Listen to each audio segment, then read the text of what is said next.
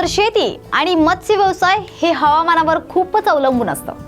तापमानात वाढ आणि कार्बन डायऑक्साईडमुळे काही ठिकाणी काही प्रमाणात पीक उत्पादन वाढू शकतं. परंतु हे फायदे साध्य करण्यासाठी पोषक तत्वांची पातळी, मातीतील ओलावा, पाण्याची उपलब्धता आणि इतर परिस्थिती देखील पूर्ण करणे आवश्यक आहे.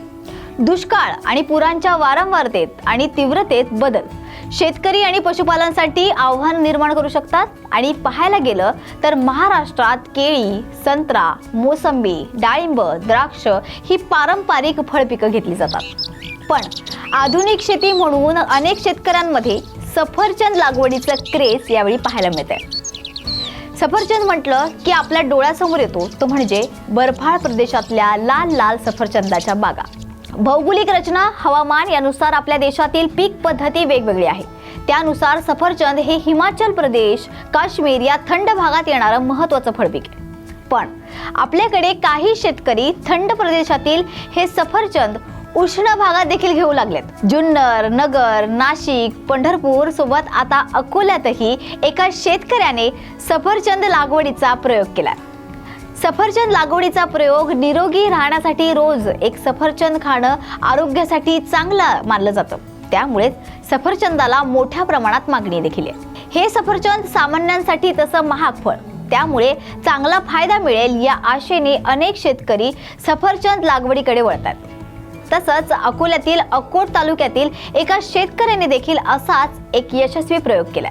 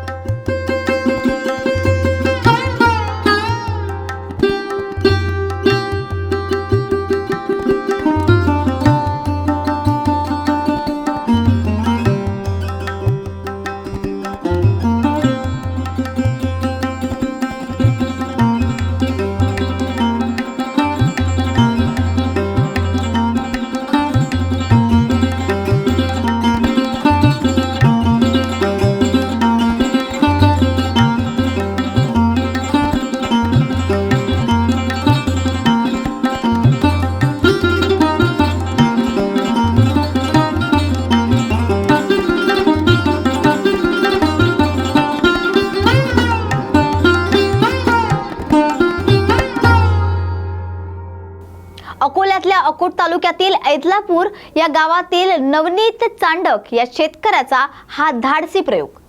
चांडक यांनी एका एकरात 700 सफरचंदांची झाडं लावली आहेत। सर ये अपना आधा एकड़ में लगे हुआ, आधा एकड़ में 700 झाड़, अराउंड 8x4 के ऊपर में इसका साइज के ऊपर में लगे हुआ है। और हिमाचल से ये प्लांट अपन ने लाया है।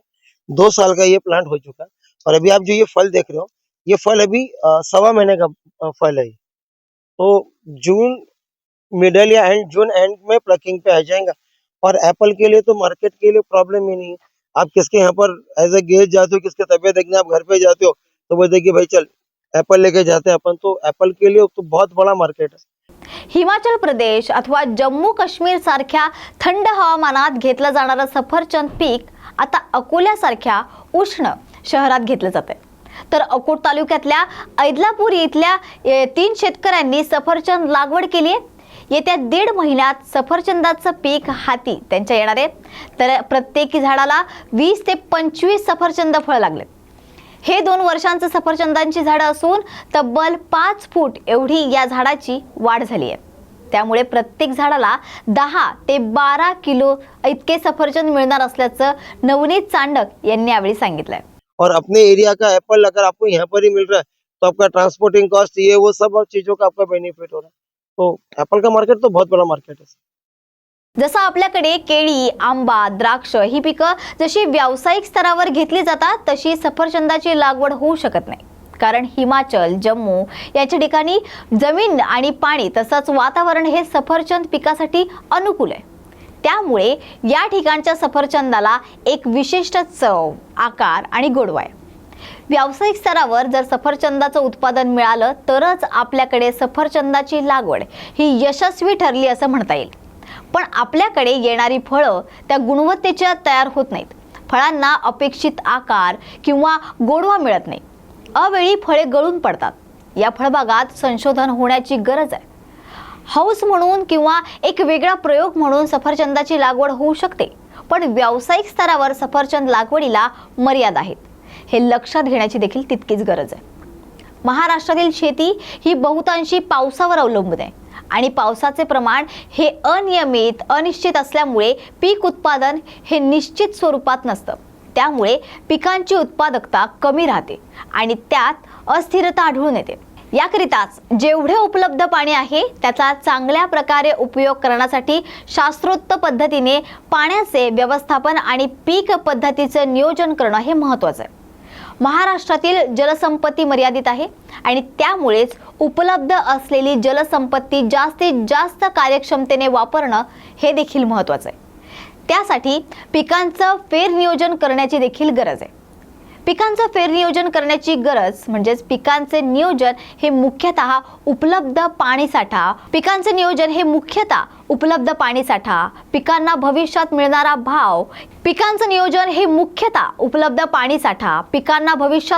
भाव, किमान आधारभूत यावर अवलंबून असतं। याच सगळ्या गोष्टी लक्षात घेऊन यवतमाळमधील एका शेतकऱ्याने आपल्या शेतात वेगवेगळ्या पिकांची लागवड केली, ज्याचा मोठा लाभ त्या शेतकऱ्याला झालाय। नमस्कार शेतकरी मित्रांनो, मी मोरेश्वर मोरकर, राहणार रोटीदार, तालुका, जिल्हा यवतमाळ। माझ्या मागे जे बघताय हे क्षेत्र आहे काळ्या गव्हाचे।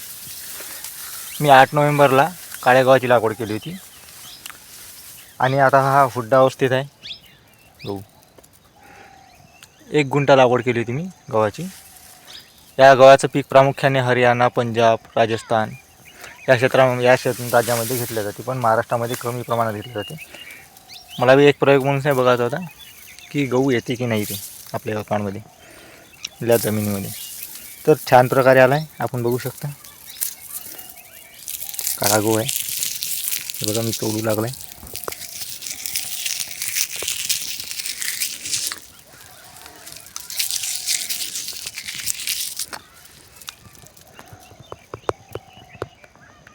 काळा गहू आहे आणि चांगल्या प्रकारे आला। तर यवतमाळ अरणी रोड इथल्या भांब राजा या गावावरून पश्चिमेस 7 किलोमीटर अंतरावर स्वगावी वरुड इजारा इथे मोरेश्वर दत्तात्रय मोरेकर यांची शेती आहे। त्यांच्याकडे प्रामुख्याने 3 एकर शेती आहे। त्यांच्यामध्ये त्यांनी वर्षाकाठी वेगवेगळ्या पिकांची लागवड केली आहे। पावसाळ्यात 2 एकर कपाशी, त्यामध्ये आंतरपीक फुलकोबी, पत्ताकोबी, चवळी, मिरची, वांगी, कोथिंबीर, कवळ, मधुमका, कपाशीच्या कडेला तूर, तर 1 एकर शेत जमिनीमध्ये सोयाबीन, नंतर हरभरा किंवा गहू, त्यामध्ये आंतरपीक ज्वारी, मधुमका, मळा, हरभरा, यामध्ये कोथिंबीर आणि ज्वारी या पिकांची अतिरिक्त कांदा पीक दरवर्षी आलटून पालटून घेऊन काहीशा प्रमाणात कमी जमिनीवर वेगवेगळ्या पिकांची लागवड करतात. तर कपाशीच्या जागेवर उन्हाळ्यात भुईमूग, त्यामध्ये आंतरपीक चिवभाजी, उन्हाळी मूग, उडीद, तर कधी तीळ पिकाची लागवड करतात. यावर्षी कपाशीच्या जागेवर उन्हाळी मूग आणि पांढरा तीळ, त्याचबरोबर काळा तीळ लागवड केली आहे. नमस्कार शेतकरी मित्रांनो, मी मोरेश्वर मोरकर, राहणार वरुडीजरा, तालुका, जिल्हा यवतमाळ. मी गहू पिकामध्ये ज्वारी हे पीक आंतरपीक घेतलं होतं. 8 नोव्हेंबरला लागवड केली होती आणि आज गव्हाची कापणी झालेली आहे. आज दिनांक 24/2/2025. त्यानंतर हे उभं असलेलं ज्वारीचं पीक, गव्हाची कापणी झाली आहे. खाली बघू शकता आपण. आणि आता गव्हाचं केअर कचरा राहिला, त्याच्यापासून मला पण कंपोस्ट खत पण मिळेल. या गव्हाच्या केअर कचऱ्यापासून ह्या चांगल्या प्रकारे जमिनीची मी पोस्ट सुधारेल या कंपोस्ट खतामुळे. आणि गव्हाचं पीक जे आहे चांगल्या प्रकारे मिळालं आहे आणि ज्वारीचं पण पीक चांगल्या प्रकारे मिळेल. इकडे थोडीफार गव्हाची कापणी व्हायची आहे आणि या क्षेत्रामध्ये गव्हाची कापणी झाली आहे, आपण बघू शकता. आणि ज्वारीचं पीक बघू शकता आपण, खूप छान आलं आहे आणि डोलू पण लागलं छान प्रकारे. दाणे अवस्थेत आलं आहे, काही फुलं अवस्थेत नाही थोडंफार. त्याच तिळाच्या कडेला काहीशा प्रमाणात कवळ पिकाची लागवड केली आहे, तर सोयाबीन नंतर गहू पिकांची लागवड केली आहे. लवकरच येणारं वाण आणि थोडे उशिरा येणारे वाण यामध्ये आंतरपीक म्हणून ज्वारी लागवड केली आहे. त्यासोबतच काळा गहू पिकांची लागवड केली गेली आणि काळा गहू हुरडा अवस्थेत आहे. तर नंतर पीक ज्वारी दाणे भरण्याच्या अवस्थेत आहे आणि काळा तीळ फूल यायला सुरुवात झाली आहे. तर शेताच्या बांधावर अभय वेल, वर्गीय शेंग, भाजी लागवड केली आहे. भाजी वर्गीय पीक त्यांनी स्वतःच विक्री करत असतात, तर त्यांनी दरवर्षी आलटून पालटून पीक लागवड केली आहे. त्यामुळे त्यांच्या शेत जमिनीला चांगलाच भाव आला. पाहायला गेलं तर आपली आवड किंवा छंद जोपासण्यासाठी कुठल्याही वयोमर्यादा नसते. मनात जिद्द आणि चिकाटी असली तर जगातील कुठलीही गोष्ट आपण साध्य करू शकतो. आणि जर आपल्या आवडीनिवडीमुळे आपण निसर्ग जोपासण्यात हातभार लावला तर सोन्याहून पिवळं. असंच आपल्या जिद्द आणि चिकाटीने आपल्यातील सुज्ञ मानवतेला खतपाणी घालून सोलापुरातील आजोबांनी नारळाची मोठी बाग फुलवली आहे. माझा 1 एकरामध्ये 125 झाडे असून 75,000 रुपये खर्च झाला आणि आंतरपीक म्हणून दरवर्षी 1 लाख रुपये उत्पन्नही झाले.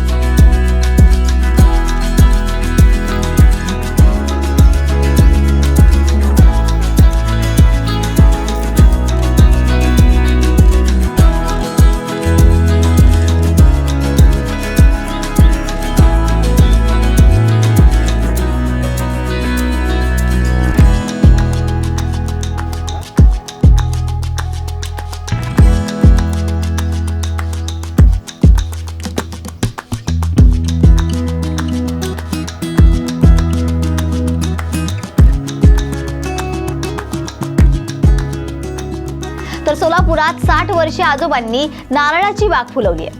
नारळ म्हटलं की आपल्याला कोकणाची आठवण येते, पण सोलापूर जिल्ह्यातील मोहोळ तालुक्यातील कुरुल या गावात 60 वर्षे आजोबांनी नारळ बाग फुलवली आहे. पण ही किमया कुरुल गावातील विष्णू तुकाराम ननवरे यांनी साधली आहे. नारळाच्या या बुटक्या जातीने सर्वांचंच लक्ष वेधलंय. या संदर्भात अधिक माहिती 60 वर्षे आजोबा विष्णू ननवरे यांनी आपल्याला दिली आहे. माझे नाव विष्णू तुकाराम ननवरे माळी, राहणार कुरुल, तालुका मोहोळ, जिल्हा सोलापूर. माझी 3 एकर जमीन असताना मी 1 एकर नारळाच्या बागासाठी निवडलेली आहे आणि नारळाची बाग लावताना 15 बाय 15 लावलेली आहे. नारळाची शेती म्हणजे उन्हाळ्यात पाणी वातावरण छान असल्यामुळे मी ही बाग निवडलेली आहे आणि माझा 1 एकरामध्ये 125 झाडे असून 75,000 रुपये खर्च झाला आणि आंतरपीक म्हणून दरवर्षी 1 लाख रुपये उत्पन्नही झाले. आणि सध्या आता एका नर्सरीवाल्याने 300 नारळाचं ॲव्हरेज सांगितलं असताना सुद्धा 100 नारळे लागले तर बी बस आहे. जागेवर 20 रुपये ठोकणे व्यापारी घेऊन जातात, किरकोळ 30 रुपये नेतात. शेतकऱ्यांना काय आव्हान करा? शेतकऱ्यासाठी ज्या शेतकऱ्याला निचरा होणारी जमीन काळे असेल तर उन्हाळ्यात पाणी असेल तर नारळाची बाग लावणं आवश्यक आहे. काय होतंय खताचं व्यवस्थापन कसं? खताचं म्हणजे खत 1840, 1919 गावखत, कोंबडी खत, सुपर, पोटॅश ही खते घालणे 3 महिन्याला एकदा घालणे. हे नारळाची वाढ व्हायला काय स्प्रे मारतात काय तरी? काय सुद्धा नाही, स्प्रे वगैरे काय नाही. फक्त घर निघाल्यानंतर क्लोरो 50% फवारायचं, बुरशीनाशक एक फवारणी झालं, दुसरं काय नाही.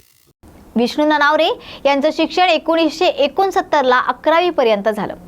सोलापुरातील विष्णू ननावरे या आजोबांनी तज्ज्ञांच्या मदतीने 40 डिग्री सेल्सिअस तापमानात ही नारळाची बाग एका एकरात फुलवली आहे. एका एकरात नारळाच्या झाडांची रोपं ही 15 बाय 15 वर लागवड केली आहे. एका एकरात 145 नारळाची रोपांची लागवड केली आहे आणि एका नारळाच्या झाडापासून विष्णू ननावरे यांना 100 पेक्षा अधिक नारळ मिळत असतात. ही नारळाची बाग तयार करण्यासाठी ननावरे यांना 70 ते 75 हजार रुपयेपर्यंत खर्च लागला. तसंच विष्णू ननावरे यांनी या नारळाच्या बागेत 2 वेळा कांदा आणि मेथीच्या भाजीचे आंतरपीक घेऊन 2 वर्षात 2 लाखाचं उत्पन्न देखील मिळवलंय. तर 30 रुपये दराप्रमाणे एका झाडापासून जवळपास 5 ते 6 हजारांचा फायदा त्यांना झालाय. तर 100 झाडं वर्षाकाठी 50 ते 60 हजारांचे उत्पादन देतात. तर 145 एकरी 4 ते 5 लाखांचं उत्पादन देतात. ही नारळ तुम्ही अगदी हाताने तोडू शकतात. या झाडाला भरपूर नारळ येतात. या झाडांची उंची अगदी कमी असल्यानं तोडणीला अडचण येत नाही. नारळ हे शरीरासाठी अमृत असल्याने त्याची हातोहात विक्री देखील करता येते. विष्णू ननावरे यांच्या नारळाच्या बागेचा पंचक्रोशीतच नाही तर सोलापूर जिल्ह्यात कौतुक केलं जात आहे. एखादं अवजड कष्टाचं काम करण्यासाठी वापरली जाणारी कमी अधिक गुंतागुंतींची रचना म्हणजेच यंत्र. शेतीमध्ये मशागतीपासून काढणीपर्यंत आणि काढणी पश्चात अनेक कामांसाठी छोटी मोठी यंत्र वापरली जातात. या यंत्रांमुळे जमिनीची मशागत, पिकांची पेरणी किंवा पुनर्लागवड, सिंचन व्यवस्थापन, शेतीमालाची वाहतूक, साठवण आणि प्रक्रिया अशी कामं सोपी आणि कमी कष्टाची होतात. या सर्व कामांसाठी यंत्रांचा वापर करणे या गोष्टीचा समावेश होतो. यांत्रिकीकरण ही शेती व्यवस्थापन किंवा तंत्रामध्ये गरजेनुसार बदल करण्याची एक प्रक्रिया आहे. या प्रक्रियेमध्ये यंत्रांच्या वापराचे दुष्परिणाम होणार नाहीत ना याचीही काळजी आपल्याला घ्यावी लागते. अर्थात कोणत्याही यंत्र किंवा तंत्रज्ञानाचा वापर शेतात करण्यापूर्वी त्यासाठी योग्य ती आर्थिक, मानसिक आणि सामाजिक गुंतवणूक ही करणं अत्यंत आवश्यक असते. अशा सर्व गुंतवणुकीसाठी अनुकूल निर्माण होण्यासाठी शेतकऱ्यांना किंवा समाजाला पुरेसा वेळ द्यावा लागतो. तर असाच यंत्राचा वापर करून जळगावातील एका शेतकऱ्याने एक यशस्वी प्रयोग केला. तर चोपड्यात मशीनच्या सहाय्याने हरभरा काढणीला सुरुवात केली.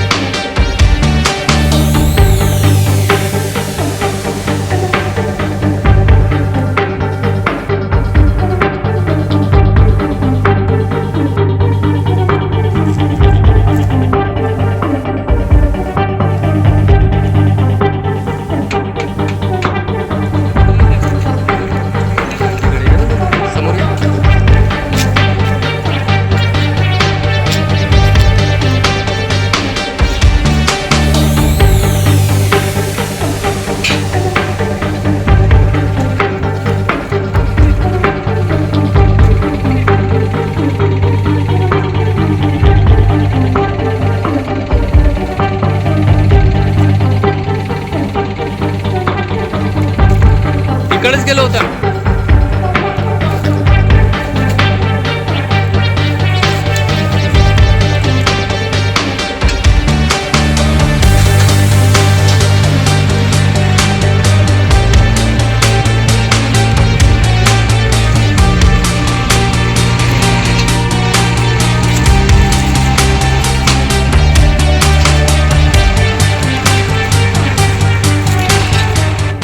चोपडा तालुक्यातील या वर्षी मोठ्या प्रमाणात हरभरा लागवड झाली आहे. लवकरच लागवड केलेला हरभरा आता वाळलेला असल्याने शेतातील हरभरा मजुरांच्या सहाय्याने कापणी झाल्यानंतर काही दिवस शेतातच सुकवण्यासाठी पडू द्यावा लागतो. त्यानंतर काही दिवसांनी कापलेला हरभरा गोळा करण्यात येतो. गोळा केलेला हरभरा मशीनच्या सहाय्याने काढला जातो आणि हरभरा काढणी झाल्यावर काढलेला हरभरा मार्केटमध्ये विक्रीसाठी शेतकरी घेऊन जातो. आपल्या शेतातला जो हरभरा आहे, आधी शेतकरी जो असतो तो कोरडवाहू आणि बागायत असे दोन प्रकार असतात. कोरडवाहू हरभरे जवळपास आता सर्वांचे कापणीला आले आहेत आणि काही जे आहेत आधीचे ते निघत आहे, म्हणजे त्यांचं प्रोसेसिंग चालू आहे, फिनिशिंगला आहेत ते मार्केटला जाण्यासाठी. आधी आपल्याला हे जे आहे आधी कापणी पिवळा होतो आधी प्लॉट, त्याचं मॉइश्चर कमी झालं की कापून ठेवावा लागतो. त्याच्यात आपण गोळा करतात ते मजूर लोक जे असतात त्याचा हिशोब बिघ्याप्रमाणे असतो. बिघ्याप्रमाणे ते कापणीचे पैसे आकारले जातात ते शेतकऱ्याकडून. कापून ठेवल्यानंतर 8-10 दिवसात अजून परत त्याचं मॉइश्चर कमी करण्यासाठी त्याला जो आहे पूर्णपणे वाढण्यासाठी ठेवलेला असतो. नंतर मग गोळा केला जातो. गोळा केल्यानंतर मग ते मशीनच्या सहाय्याने काढला की तसंच ते ट्रॉली त्यांनी समजा जर स्वतःची असली शेतकऱ्याची तर ठीक, नाही तर भाड्याने ट्रॉली ट्रॅक्टर घेऊन निलावासाठी जातो. पण गेल्या वर्षापेक्षा जो भाव आहे या वर्षाचा तो समाधानकारक नाही म्हणता येणार, कारण की मागच्या वर्षी जवळपास 8पर्यंत व्हिटूला भाव होता 10 आणि मध्यंतरी असा भाव वाढला होता की 10पर्यंत जरी शेतकऱ्यांनी दिलेले आहेत बहुतेक, पण तो भाव टिकला नाही. पण तरी 8-8.5चा भाव टिकून होता शेवटपर्यंत. यावर्षी सुरुवातच 7,000पासून झालेली आहे. आता तर समजा माझ्या माहितीप्रमाणे भाव 7पेक्षाही कमी झालेला आहे आणि शेतकऱ्याला परवडण्याजोगं म्हटलं म्हणजे आशेचं पीक होतं हे. पावसाळा जास्त झाल्यामुळे जे कापसाचं पीक होतं आहे बहुतेक शेतकऱ्यांचं पहिलं पीक जे आहे पावसाळी ते हंगाम डब गेला होता. पण याच्यावर आशा होती, पण मग शासनाने लक्ष घालायला पाहिजे थोडंसं की शेतकऱ्याला भाव आयात न करता इथे जे उत्पन्न काढताय शेतकरी त्यांनाच जर भाव भेटला तर शेतकऱ्याला कर्जमाफीची गरज नाही. जर शेतकऱ्याच्या मालाला जर आपण भाव दिला तर गव्हर्नमेंटने, बरोबर, तर विषय असा असतो की आशेचं पीक होतं दुसरं जे होतं हिवाळी, पण त्यालाही विक्री दरवर्षापेक्षा आहे कमी, पण भाव पण नाही आहे ना जेवढा पाहिजे तेवढा समाधानकारक. मजुरी जास्त लागते, मजुरी जास्त लागते आणि जो खर्च लागलेला असतो ज्या आशेने शेतकरी ज्या उमेदीने खर्च लावतो तो खर्च निघाला नाही ना तर कुठेतरी शेतकरी निराश होतो. त्याची उमेद जी राहते पुढच्या पिकासाठीची ती कुठेतरी कमी होते. मग जेणेकरून कसं होतं शेतकरी आत्महत्या कर्ज काढून जे पैसा लावलेला असतो, करोडो जमिनी होत आहे दिवसेंदिवस आणि रासायनिक खतांमुळे नापिकी होत चालते. तर शेतकऱ्यांना कसं उत्पन्न घट्ट आहे, भाव नाही आहे पिकाला, तर काय होतं आणि कृषीप्रधान देश म्हटला जातो आपला. त्या हिशोबाने जर समजा शासनाने जर लक्ष घातलं तर बरं राहतं. जर उत्पन्न कमी राहिलं भाव चांगला राहतं शेतकऱ्याचा ताळमेळ बसून जातो. किती होता आपला संपूर्ण हरभरा? आपला जवळपास 6 बिघ्याचा प्लॉट आहे. 6 बिघ्यामध्ये आता कोरडवाहू असल्यामुळे बघू आता उत्पन्न कशा पद्धतीने त्याच्यानुसार रास ठरवली जाते वजनाप्रमाणे की बुवा बिघ्याला किती झाला बुवा, त्या हिशोबाने त्याचं गणित निघतं. जो लागलेला खर्च आहे तो निघेल काय हा जो भाव चालू आता मार्केटला? शेतकऱ्याला जी त्या हातात सर्व खर्च काढून त्याची स्वतःची अंग मेहनत करून 10-20 हजार रुपये हातात राहतील बिघ्याप्रमाणे. 6 बिघा आहे, 60,000 रुपये हातात सरळ असा माझा या वर्षाचा अंदाज आहे. जर भाव राहिला असता समजा 6 बिघ्याचं 20,000 प्रमाणे 1,20,000 रुपये शेतकऱ्याला हातात राहिले असते असा या 6 बिघ्याच्या हिशोबाने अंदाज आहे माझा. अंदाजित कारण काय आहे यावर्षी ज्या हिशोबाने आता येलो मोजॅक म्हणून व्हायरस आलेला दिसतोय, जे माल तयार होणार होतात 8-10 दिवसानंतर तो आजच तयार होऊन जातोय. म्हणजे ते दाण्याची जी क्षमता होती वाढण्याची किंवा झाडाची जी पोसण्याची क्षमता होती ती कमी होऊन गेली यावर्षी. त्यामुळे थोडंसं नाराजीचं वातावरण भावामुळे शेतकऱ्यांमध्ये खूप आहे. शासनाने याच्यात लक्ष घालायला पाहिजे एवढीच मागणी आहे. काय नाव दादा आपलं? माझं नाव रोहित दिलीप पाटील, करताळ, तालुका चोपडा. तर आपणही विज्ञान आणि निसर्ग याचा उत्तम समतोल राखून योग्य नियोजनामार्फत अशा प्रकारचे यशस्वी प्रयोग आपल्या शेतात करू शकतो आणि समृद्ध अशा सुजलाम सुफलाम भारताचा एक भाग होऊ शकतो. थेंबे थेंबे तळे साचे या म्हणीनुसार आपण आपल्या अशा योगदानाने निसर्गाचं जतन करून स्वतःलाही त्याचा फायदा करून घेऊ शकतो. कारण असं म्हणतात ना, आपण जितकं भरभरून प्रेम निसर्गावर करू तेवढाच निसर्ग देखील आपल्यावर भरभरून प्रेम बरसवेल. तर आजच्या सुजलाम सुफलाम या भागात आपण इथेच थांबत आहोत. मात्र पुन्हा भेटूया नवीन भागात नवीन शेतीविषयक यशस्वी प्रयोगासोबत. तोपर्यंत पाहत रहा न्यूज मराठी 24/7. नवा भारत नवा विचार.